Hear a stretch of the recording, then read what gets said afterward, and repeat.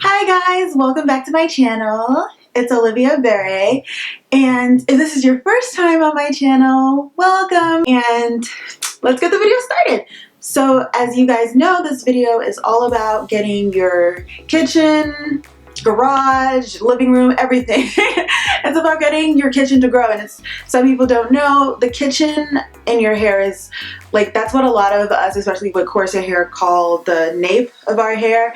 And for a lot of naturals, it's really difficult to get that area to grow. It's more prone to breakage, being more coarse, and just a number of things. It's also more prone to losing moisture. So we kind of like to focus on getting that part of our hair together, getting it to grow. I wanted to talk about how, like, the second time I went natural, in a sense, in 2015, the summer of 2015, when I decided to do a 1-year no heat challenge, and how the back of my hair reacted to that and how that affected it, and what I did to get that area to grow. So I'll show you guys pictures of just like where I started and where I am now.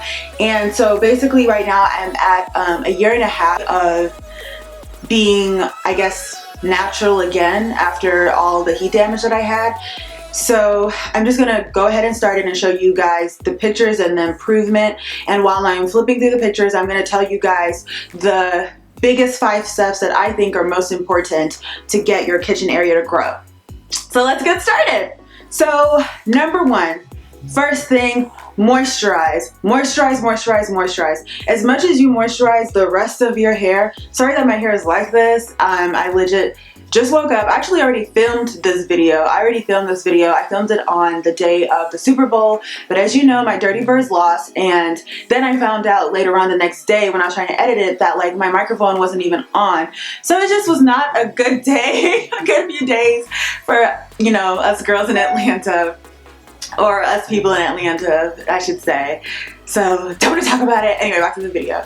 So like I said, moisturize, moisturize, moisturize. No one can stress it enough. Like, you know, all the natural gurus, they all say it all the time, but especially when it comes to your kitchen, you really need to moisturize, because if you don't, like I said, that part of your hair is prone to being more coarse, it's prone to more single strand knots, things like that. So you just need to get, like, make sure that it's moisturized so it's not dealing with a lot of breakage, and you're not dealing with more breakage than you already would be. So the things that I use are water, glycerin, basically like a mix of water and glycerin, and then I put a tiny little bit of aloe vera juice, and that's what I use like every day. I just spray that back here every day.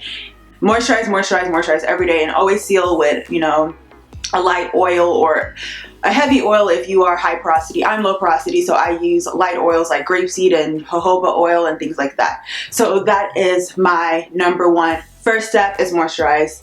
Second step, tie it up.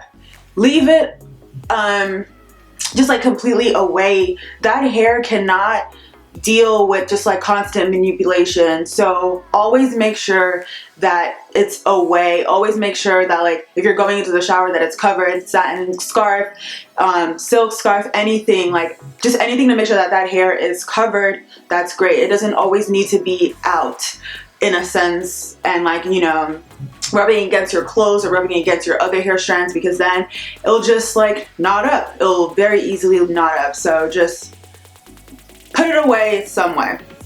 And then my next step, which is what I did initially after I started doing that, and you guys can see here in this picture where that hair actually did start to grow from the summer that I initially did it, where it just wasn't, it was completely broken up at that point from all the heat damage and all the other damage that I had.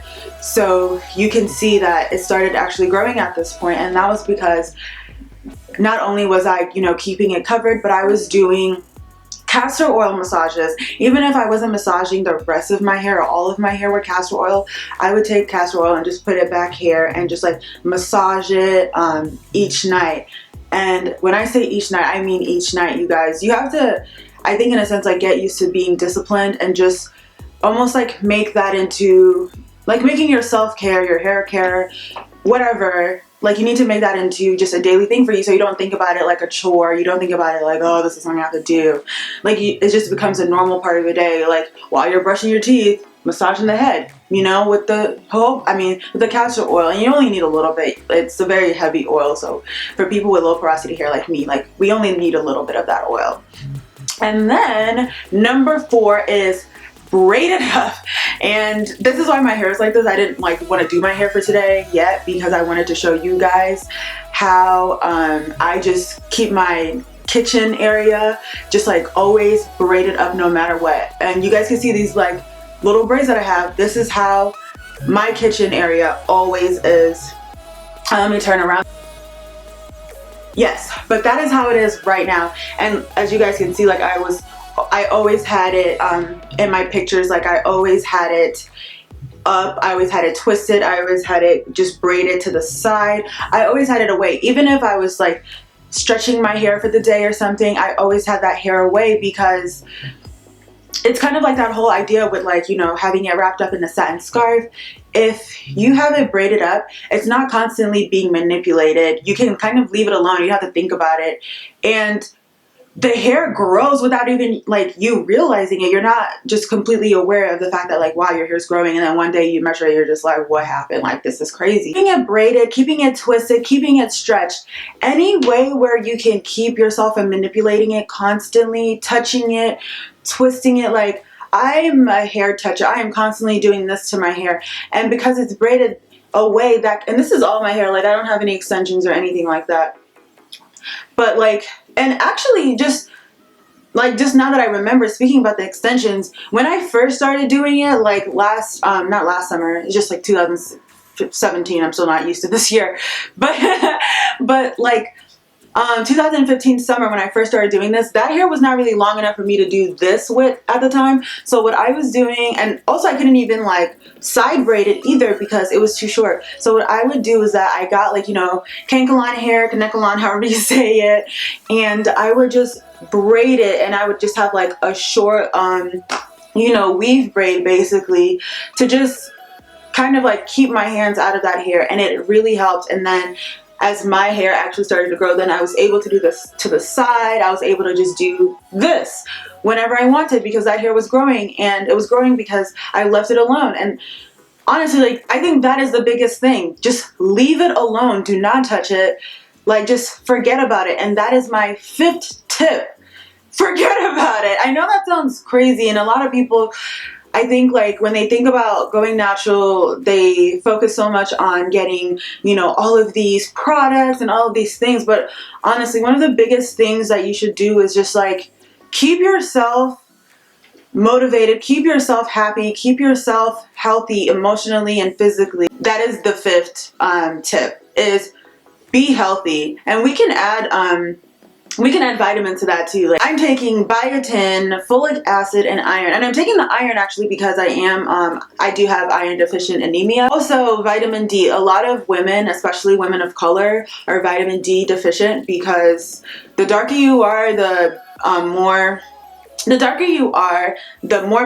you have, the more melanin you have in your skin and your body. Basically, it fights against like UV rays and all the things at the sun, but also you are basically getting less vitamin D, so you have to be out in the sun longer than pale people or people who have less melanin to get the same vitamin D. So yeah. I don't want to tell, like, I'm not a doctor, so I don't want people to think that I'm trying to tell them what to do health-wise. I just, like, those are the things that really did help me, so I want to give that to other people as well. So let's, to end this video, I just wanted to measure, like, where my kitchen is now from, like, where I started, which is basically nothing. So let's, get that done. Oops. It stops like right here. So that is about, I don't know if you guys can see it. Oops. That is about 5.5 inches, guys. And actually, the last time I measured it, it was 6 inches, but I cut off the ends because I had a lot of single strand knots at the ends, and a lot of damaged ends and split ends. So I just like let that go, because as you guys know, if you like let your split ends and your damaged ends stick around, they will just ruin everything else that's up your hair shaft. So just let them go. So that's what I did. I actually think this one is a little longer on this side because I didn't have to cut as much off, because one side of my hair, this side of my hair grows faster, and it's a little less coarse than the other side of my hair, so I tend to have less breakage on this side. And yeah, this one is exactly 6 inches, which is great, which is a little less than a year's worth. I mean, a little less than a year and a half's worth, but like I said, I cut a lot of this off. I basically, in a sense, started from the beginning, unlike everything else, because I wanted my hair to grow and I wanted it to flourish, and I didn't want to deal with the breakage, especially back here. So yeah, if you want your kitchen to grow, make sure you baby it, make sure you vacuum, make sure you wipe it, make sure you wash your dishes. Thank you guys so much for subscribing. Thank you so much for liking. Thank you so much for commenting. You guys are so awesome. Thank you for all the support, and I can't wait to see you guys on the next video. Illy, bye.